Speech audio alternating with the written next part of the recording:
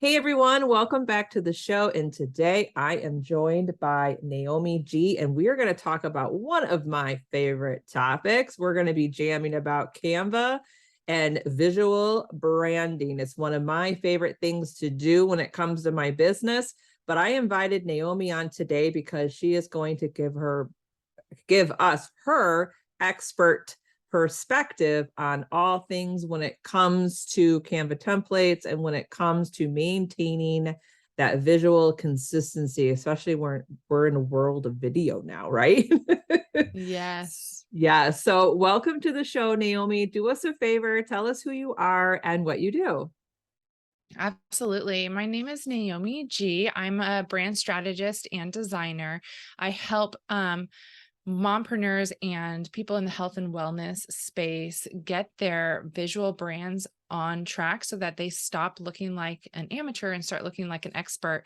I also like to put it in terms of stop looking cute but forgettable and start growing brand recognition, because that's what really we all want, is to be recognizable when somebody sees our stuff and just split second knows that we're adding value to their life, so that stop the scroll effort. And I love how you pointed out brand recognition, because it's one thing to use Canva, right? And just apply your brand colors. But it's another thing to have that visual element that makes your brand stand out and be like, oh, just by looking at this, I know who this is. I'm going to stop the scroll and I'm going to see what he or she has to offer or what they have to say just by that visual consistency, which we're going to get into. But I think the first question I want to get into, because I know my audience and I'm guilty of this too when it comes to Canva.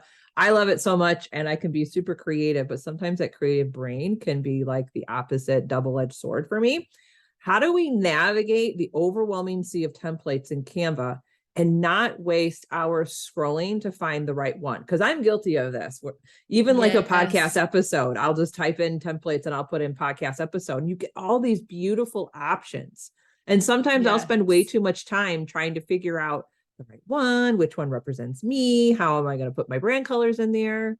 So help Yeah, us with that exactly. overwhelm.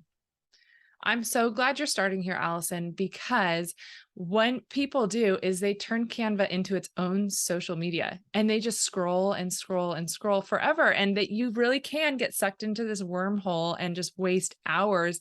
And then at the end of the day, you're like, what did I do for my business today? And that is, I mean, here's the thing. I am a graphic designer. And so some graphic designers might begrudge me for saying this, but Canva is a necessary tool. And I don't think that takes any business away from my business.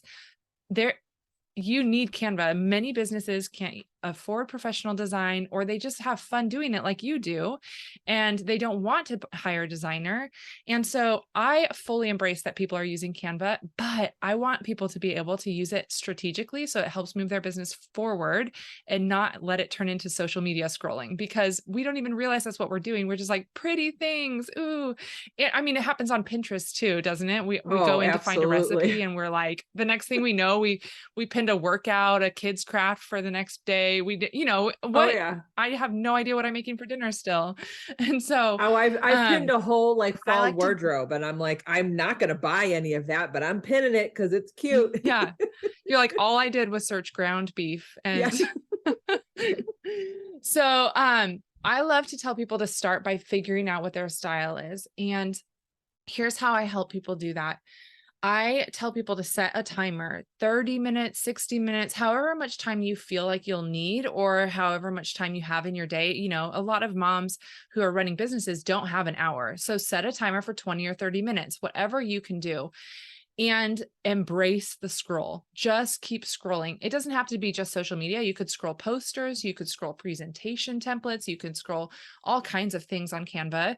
And in a new tab, open everything that resonates with your business. This is how I want my business to feel. Open it in a new tab so that the template itself is open as if you're going to create something. And when your timer goes off, shut down the scrolling. Close that window where you have the options. And now you only have the tabs open that were inspiring to you and how you want your business graphics to feel. And what that does is it creates all of these options for what you want things to look like. So then I tell people either get your digital notepad or your tangible notepad and start writing down the commonalities behind all of these things. Maybe it's that they all have circles. Oh my goodness, I didn't realize I want my business to be represented in this way. Maybe they're all very earth tones. So write all those things down. What's in common between all the tabs? You could have 10 tabs open. You could have 100 tabs open. Who knows? Everyone is so different in what's going to resonate with them. Maybe everything's earth tone and you see one that's neon colors and you can be like, okay, clearly that was just like something else resonated with that. What resonated with that neon color one? Pinpoint what that is that has commonalities with the rest, and then shut it down. Close out that tab that has neon colors, because clearly that's not where you're headed. So do you see where I'm going? Find those commonalities, and you're going to start honing in on what your company's style wants to be. And this goes so deeply into branding, because branding, everybody thinks of a logo. But your branding is so much more than your logo. Branding is how you make your customers and your audience feel, how they resonate with your company as if it were an entity in their life. What story are you inviting them into? Is it one of chaos because you're haphazardly posting graphics everywhere? Or are you inviting them into a well-structured story that they can see what their place is in that story, and that you are guiding them through a journey to, ultimately give them success for whatever it is you're selling them. And so I like to tell people that chaos is clutter, and we want to clear that clutter away, and we want just clarity in your graphics. And I'm a StoryBrand certified guide, so I do messaging work for people as well, and that's where we always start, is with clarity in your messaging. But I always translate that into design as well. We need clarity in what you're designing, because without it, people are confused. And if we make people burn too many calories to recognize our brand in their mental calorie burning, they're going to just scroll right past us, because they don't realize it's us, and they'll never realize, oh, that's the value I always get from this account. I always want to stop my scroll when I see this person because they add so much value to me. So that list that you make after you have your 100 tabs open is really how you're going to hone down and start honing in on your style, if that makes sense. It does. And would you suggest, when you have all those tabs open, and if there is a template that you're just like, this is it, I just absolutely love this, I want to use it, do you recommend to your clients, or maybe to my audience within Canva, to make some folders and make it your inspiration folder? Can you save those templates to an inspiration folder so you can access them later and start designing with them? I don't, but it's a great idea. And I think I will from now on, because I do that on Pinterest when I'm designing a brand for someone, like the visual branding in terms of their just getting started with their logos and things like that. I do that for Pinterest. We do an inspiration board. I've never done it for Canva, creating someone's style, but it is an amazing idea, Allison. And I'm going to from now on, because I think that's really helpful. I do tell people to keep those tabs open and maybe like pull them out of that window into their own window, the ones that they are like, I'm totally starting with this in terms of making my own templates. But I've never told them to just save that template and then come back to it later, which I love that idea. Yeah, because I have a tab or a folder called elements I like. Because how many times do you find like an element, like a quote graphic or something like that? And it's like, I know I'll never find it again. So I always save like random little things to a folder called elements I like. So I know that I could go grab that little quote block, and I know that it'll look the same on all of my graphics if I'm going to change it out. So that's a little little insider tip right there. Start using those folders in Canva, because they're there for a reason. Absolutely. Absolutely. That's a whole part of what I walk people through too, is staying organized in Canva, because I think people miss that they can create folders, that they can create an archiving system and stay organized in that way. And we systematize everything else in our businesses. We systemize our finances, our proposals, our shipping, or whatever your business is doing. And for some reason, when we get to the creative part, we don't think that there's systems we can put in place, but there are. And so I love those ideas that you have and what you do for your own business and creating those systems, because they save you so much time in the end.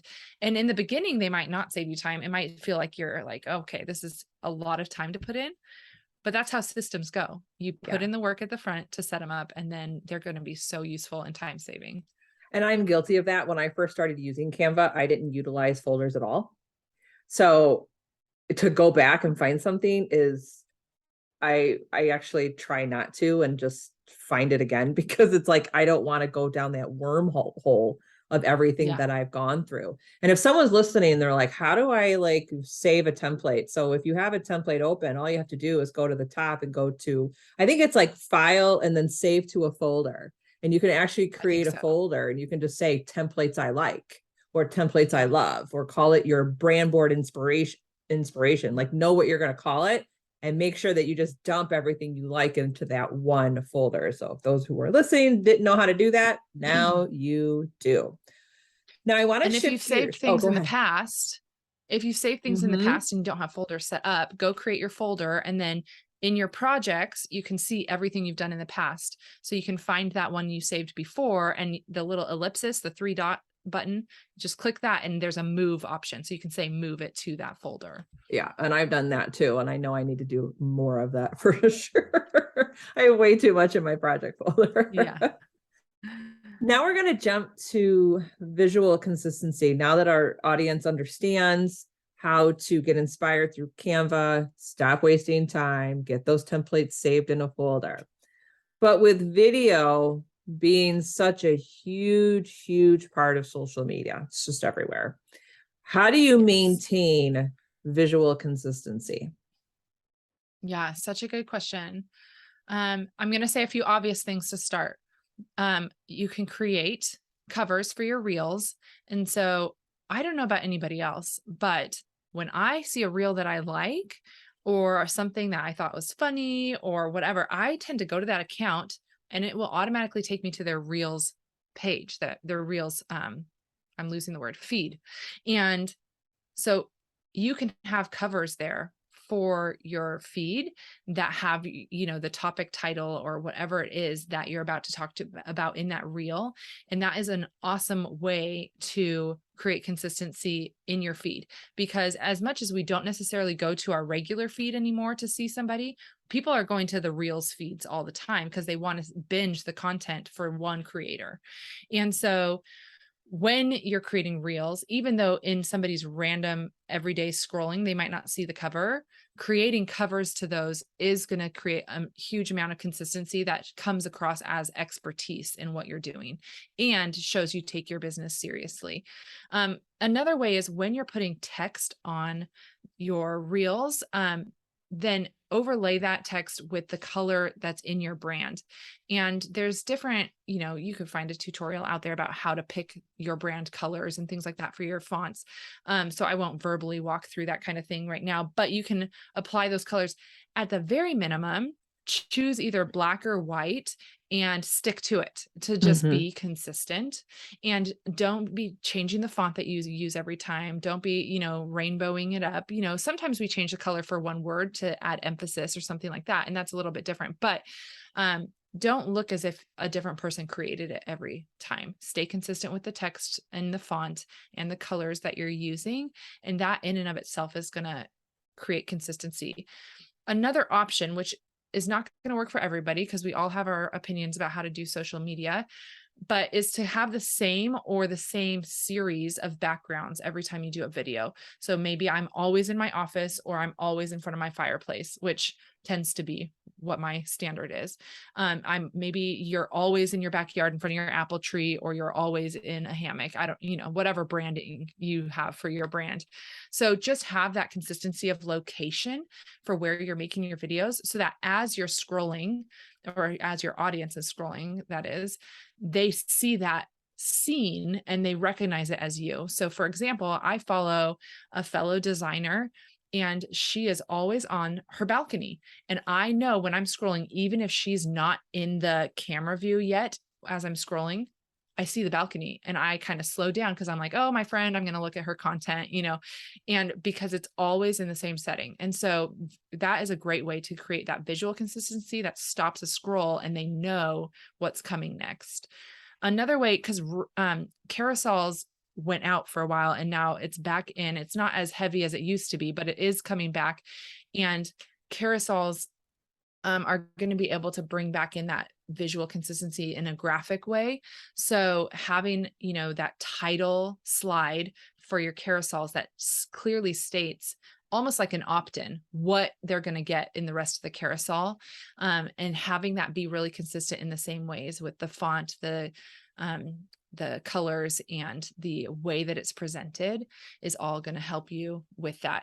I encourage people in those folders that we already talked about to go through and create a folder for each type of post that they're going to create. So let's go with a health coach, for example, and maybe they focus on macronutrient tracking. So I'm going to tell them that, maybe they have a Motivation Monday. So have a template for Motivation Monday. Maybe they have a macro tracking Tuesday. So they always have a post about macros on Tuesday and have a specific type of template for that. Maybe they share client testimonials on Thursday. So they have a testimonial template for that.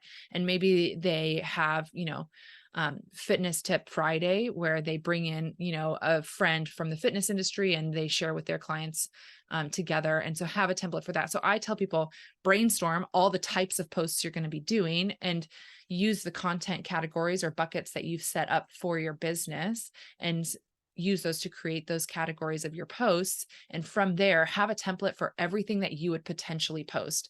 And that's where the conversation we already had comes in. If they found something that they're like, I'm so going to use this in that scrolling timer that they had, come back to that you saved and start creating that to be your ongoing template. Say, okay, this is perfect for my client testimonials.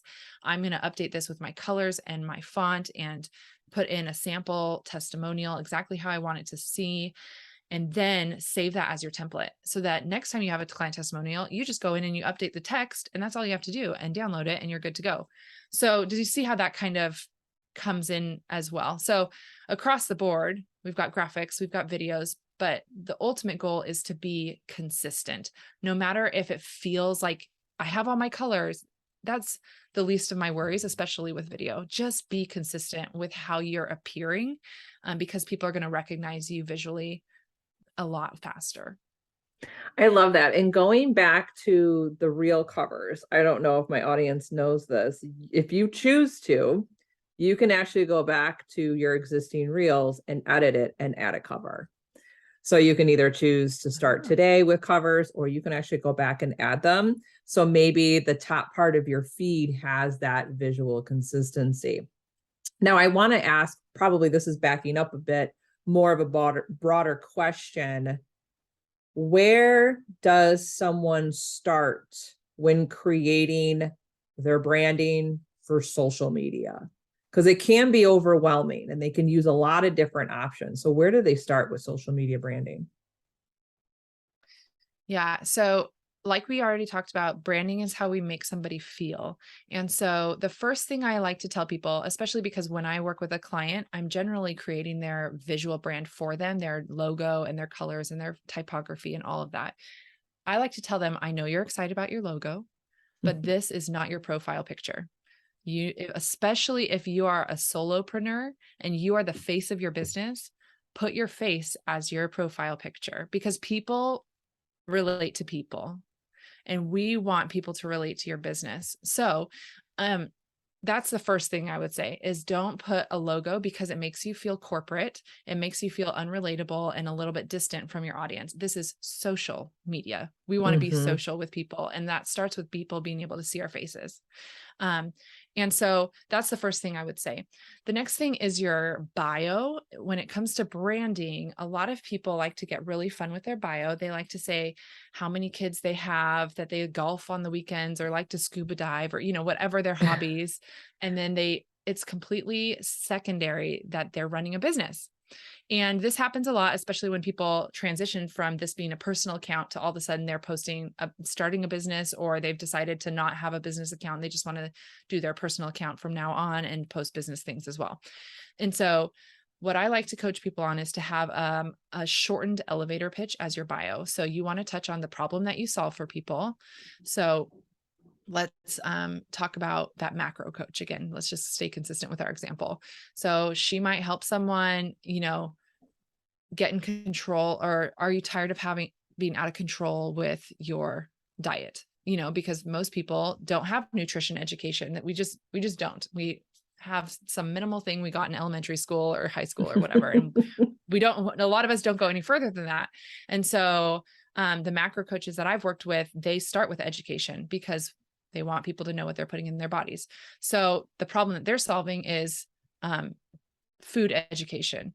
And so then you want to touch on that problem. Then you want to say what your solution is. So that person might say, I use everyday language to explain how the food going into your body is not good. It's not bad. It just fuels your body, and this is a little long-winded. Everybody needs to workshop theirs to be social media short, but do you see how I'm saying, this is your problem, this is my solution?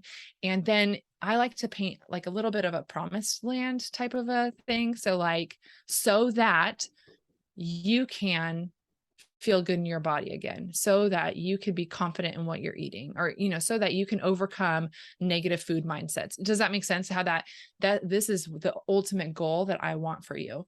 And so I like to bring it there first. And then if you have room, you can say you golf, I suppose. But I like to be a little bit more focused on the business and the problem, the solution, and the promised land is what I like to call it, where somebody wishes that they were, Yeah. So that's where I start in terms of branding. And I know that doesn't have anything to do with what you're posting, but it matters if you set up your account in a way that shows you have an expertise that you're sharing with the world. And I 100% agree with you with the profile picture and the bio, because I think a lot of entrepreneurs, when they're starting the journey, maybe they've been in their journey for a few years, they can't understand, maybe they feel that their personal branding isn't working, and they might feel like, maybe I need to tweak my colors or whatnot. And it's really, you have to hone in on the messaging piece, and that is crucial in your bio. And you said something that I want to point out that I thought was great. When you're going through, not only is it the elevator pitch, but you're adding that promise, because what that does, it takes the focus off of you as the individual, and you're now putting the focus on your audience. And that's what people need to understand. We'll just take Instagram, for example. If someone's scrolling Instagram and they go to look at your profile, they're not going to your profile to really know more about you. They're going to your profile to know what's in it for them. They want to know what they can get out of you. So you need to have that brand message very clear, simple and clear, for them to understand this is who it is, this is what they do, but they're going to solve a problem for me, and this is how they do it. So there has to be something in your bio that focuses on your ideal person, your one person that you want to work with. And if you walk away with anything today, you have to nail your bio, whether it's on Instagram, LinkedIn, Facebook. And I even think it's really important when they go to your homepage on your website. And I don't know if you agree with this, Naomi, and I'm seeing this a lot, but there is like at the top, even above your header and above all your buttons, a lot of these new templates now have a statement. And that is also another great place to put that statement, because they're going to know instantly who you are, what you do, what you offer, and your solution. So that's it. Do you feel the same way? Are you starting to see that on websites and on the header there? So I mentioned before, I'm a story brand certified guide. What that is that I have been certified in a framework that helps people create their brand messaging through the lens of storytelling, and not just telling the business's story, but like you've said, inviting customers into a story that they actually want to be part of. part of that process is setting up the audience, the client, as the hero of the story. And we as a business step back and we enter the role of being a guide. We guide our audience and our clients through a process that leads them to success. And that is a hard transition for a lot of businesses because we love to talk about ourselves. And even if we don't, it's easiest to talk about ourselves because we know about ourselves. We know about our business. It's our passion, or at least it used to be. And we have the ins and outs of this industry. We have insider language and all of those things. So it's so easy to talk about ourselves. But we do need people to instantly know that they're in the right place when they come to our business. And if all we're doing is talking about ourselves, that's hard for them. Like I said before, that's mental calories they have to burn to figure out that they're in the right place. We want to burn the calories for them and have them just instantly know.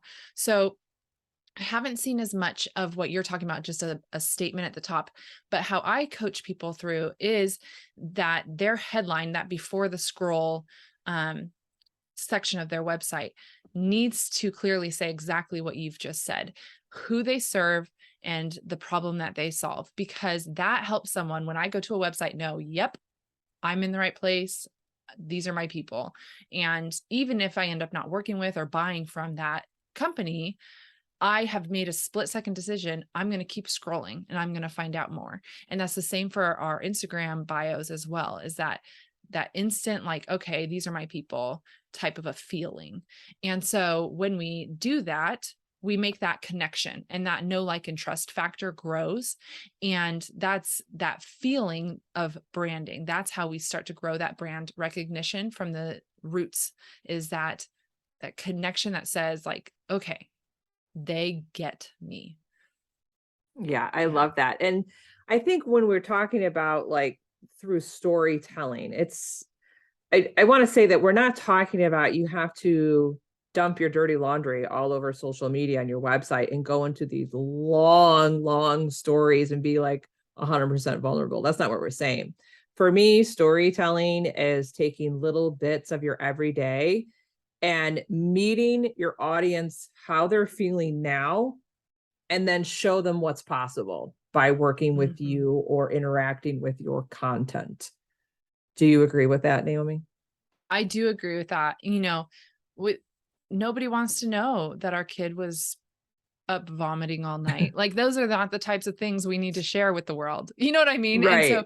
And so the types of things we need to share with the world are, if I'm going to continue to go back to the example of macronutrient coach.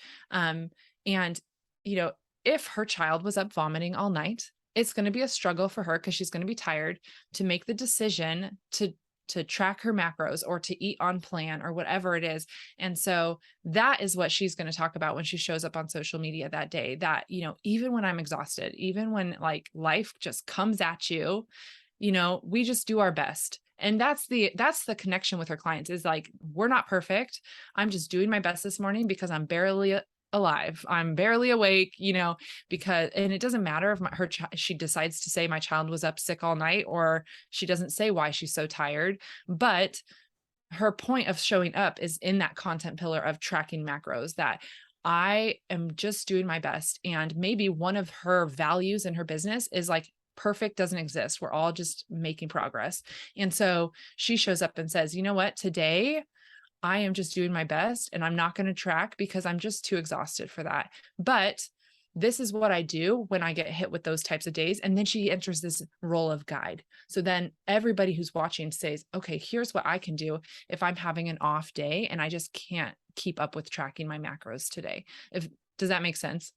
Yeah, I think basically what you're saying is storytelling is basically just taking those everyday small stories that happen to us, and if they are relatable to our audience, that's how we can relay it. Like, I had a post a while back on Instagram, and it got such great engagement because it was just so relatable to my audience. It was about me going to Target one day because I'm a mom, ran to Target, and I needed new jeans, but I wasn't in the mood to go in the dressing room. So I grabbed my size that I know it's my size, come home, it doesn't fit, right? So now I got to go back. My relatable story is, I know you have done this, right? You think you're doing the right thing.